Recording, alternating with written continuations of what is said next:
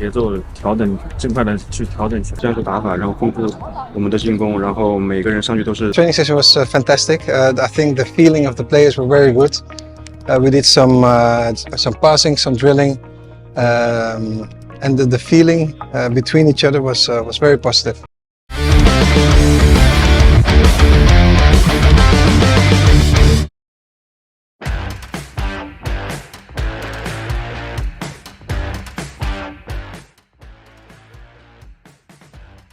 Ketika panggung besar semakin dekat, satu pertanyaan muncul, siapa saja yang layak mengisi posisi inti skuad Garuda?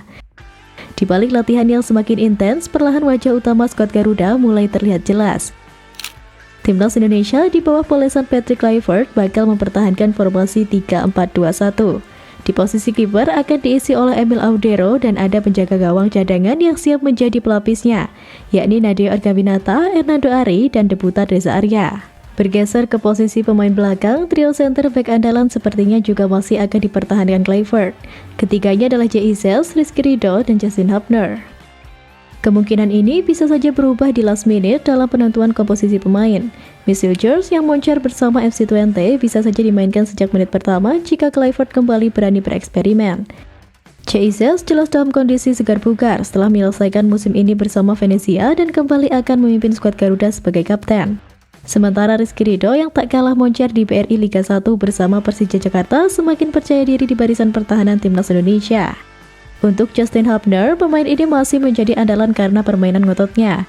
Ia tak kenal kompromi dalam mengamankan wilayahnya dengan permainan keras. Lalu lini tengah akan menjadi titik paling vital dan menentukan bagi Timnas Indonesia. Kevin Dix bisa jadi kembali bermain sebagai starter. Apalagi kepercayaan dirinya meningkat dengan 2 trofi bersama FC Copenhagen. Joy Palupesi mulai menemukan posisinya sebagai gelandang jangkar, sementara Tom Hai sang profesor kembali akan bertindak sebagai ruh permainan dari lini tengah. Calvin Verdong dengan kebugaran yang prima ditunjang mobilitas tinggi, baik bertahan dan menyerang akan mengisi kekuatan dari sisi kiri permainan Indonesia. Bergeser ke depan, Timnas Indonesia kemungkinan akan menggunakan 3 pemain berposisi penyerang, satu di antaranya adalah ujung tombak yang ditempati oleh Robbenny. Posisinya akan diapit oleh 2 pemain depan sayap yang bisa bergerak dengan mobilitas tinggi. Rafael Struijk, striker muda berbakat yang menjadi andalan dalam perjalanan Timnas Indonesia pada awal ronde ketiga kualifikasi Piala Dunia 2026. Lalu ada Egy Maulana Fikri menggantikan Marcelino sebagai penyerang kanan. Jika itu belum cukup, masih ada Stefano Lillipali yang comeback bersama Timnas Indonesia. Performanya bersama Borneo FC diharapkan bisa ikut membawa dampak positif untuk tim merah putih. Dan setiap tim besar butuh algojo andal, seseorang yang bisa membalikan keadaan hanya dengan satu sepakan. Di bawah pengamatan jeli Patrick Kluivert, Timnas Indonesia kini punya deretan eksekutor yang bisa membuat lawan gentar dari titik mati. Tom Hai menjadi satu di antara eksekutor andal yang kerap menjadi algojo dalam mengeksekusi tendangan bebas. Akurasi yang dimiliki Tom Hai dalam mengeksekusi free kick memang kerap menghadirkan ancaman. Pemain berusia 30 tahun itu tak hanya memaksimalkan set piece untuk mengirimkan bola kepada rekannya di area kotak penalti, tetapi juga bisa mengeksekusinya secara langsung ke gawang lawan. Selanjutnya, Calvin Verdong. Ia memiliki kemampuan yang mumpuni untuk mengeksekusi bola mati. Di level klub, Verdong sudah beberapa kali berhasil mencetak gol lewat situasi set piece. Keandalan inilah yang mesti dimaksimalkan Patrick Kluivert pada 2 pertandingan terdekat. Jika mendapatkan kesempatan, bukan tidak mungkin pemain berusia 20 tahun ini bisa mencetak gol debutnya via bola mati. Kehadiran Stefano Lillipali juga bakal menambah daftar opsi yang dimiliki Patrick Kluivert untuk menyusun skema set piece Timnas Indonesia. Pemain berusia 35 tahun ini punya kemampuan yang baik dalam mengeksekusi bola mati. Ia kerap menghasilkan gol maupun assist melalui situasi bola mati semacam ini.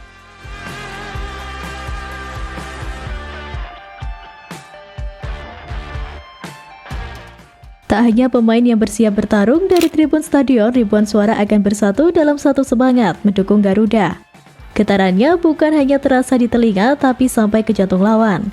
Pemain Cina pun mengaku mereka mengalami tekanan mental jelang pertandingan melawan Timnas Indonesia di Stadion Utama Gelora Bung Karno. Gelandang Cina Xu Haoyang jelang pertandingan melawan Timnas Indonesia mengatakan bahwa dukungan dari supporter Garuda bisa ganggu mental dan konsentrasi mereka. Ini adalah stadion tandang, tempat yang dikenal sebagai tuku api. Para supporter mereka sangat bersemangat dan garang, ucap Xu Haoyang seperti dilansir suara.com dari Tianyan Sabtu kemarin. Sementara itu, Lile mengatakan bahwa pertandingan melawan timnas Indonesia akan sangat sulit dihadapi oleh ia dan rekan-rekannya. Situasi makin rumit karena kondisi internal timnas Cina jelang partai hidup mati di babak ketiga kualifikasi Piala Dunia 2026 juga sedang tidak baik-baik saja. Sang pelatih pun kesulitan meracik lini depan karena minimnya stok penyerang.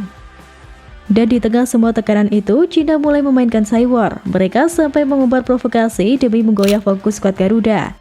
Menurut salah satu media Cina, ada pelanggaran etika yang dilakukan oleh Jepang jelang pertandingan melawan timnas Indonesia. Salah satu media Cina Sohu menuliskan Jepang yang tidak diperkuat oleh 7 pemain kunci seolah mengalah demi keuntungan timnas Indonesia.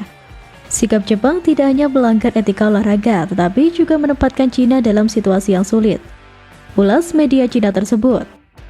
Menariknya, media Cina itu juga menuliskan bahwa publik di sana mengira bahwa Jepang akan membantu Cina di 2 laga sisa ini.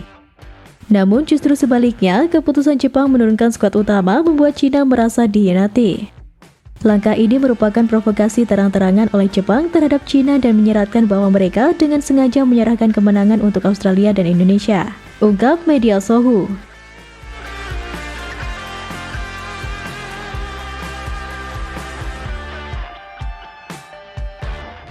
Di balik provokasi itu, ada skenario yang bisa jadi mimpi buruk bagi Cina dan kebanggaan bagi Indonesia. Jika semua elemen bersatu, inilah jalan yang bisa mengantarkan Garuda pada kejayaan.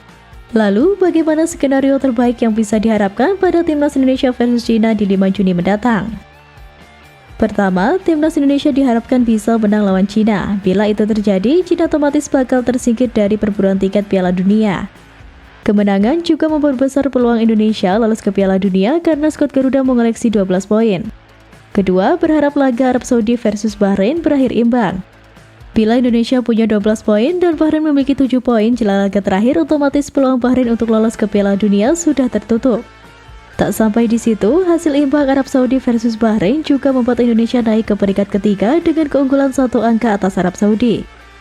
Hal itu berarti timnas Indonesia sudah mengunci tiket ke babak keempat kualifikasi Piala Dunia di tangan jelang laga tandang terakhir lawan Jepang. Ketiga, berharap Jepang mengalahkan Australia pada 5 Juni. Bila Australia kalah, otomatis poin mereka masih tertahan di angka 13 alias hanya berjarak 1 poin dari timnas Indonesia. Dengan demikian, timnas Indonesia masih menjaga peluang lolos langsung ke Piala Dunia di laga terakhir dan di sisi lain juga sudah mengamankan tiket ke babak keempat di tangan. Jadi, skenario terbaik yang bisa diharapkan timnas Indonesia pada 5 Juni adalah Indonesia mengalahkan Cina, Bahrain versus Arab Saudi berakhir imbang, dan Jepang bisa mengalahkan Australia. Kondisi itu akan membuat timnas Indonesia sudah mengunci tiket ke babak keempat kualifikasi Piala Dunia, sambil masih bisa berharap lolos langsung ke Piala Dunia pada laga terakhir.